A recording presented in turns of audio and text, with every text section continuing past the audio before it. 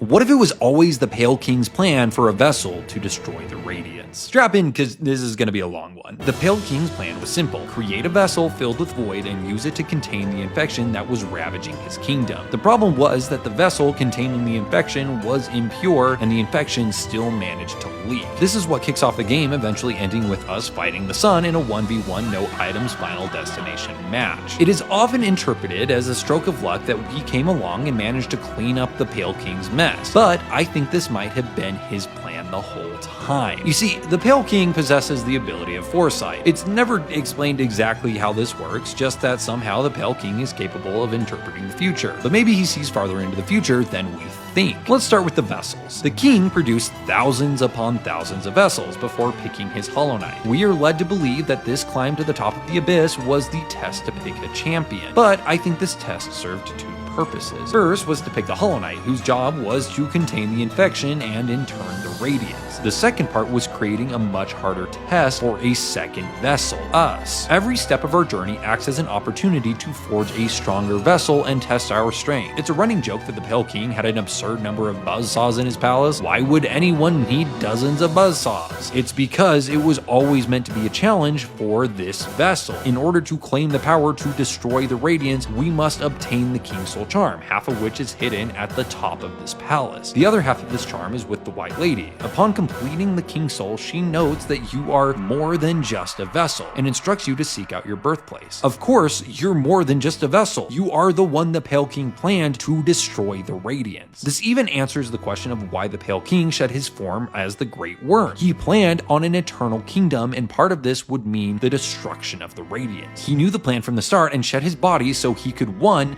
Make the vessels in the first place, and 2. Bestow the King's brand on a vessel so they could access the abyss and give the void focus. Even Hornet acts as one final test of strength before we are allowed to claim the King's brand. It was always the plan, and part of that plan was to create a Hollow Knight who could trap the Radiance in its mind for one final confrontation with the vessel who overcame all of the King's challenges and united the void. The King knew from the start that his kingdom would require a sacrifice of his children, his subjects, and even himself. But to him, there was no cost too great.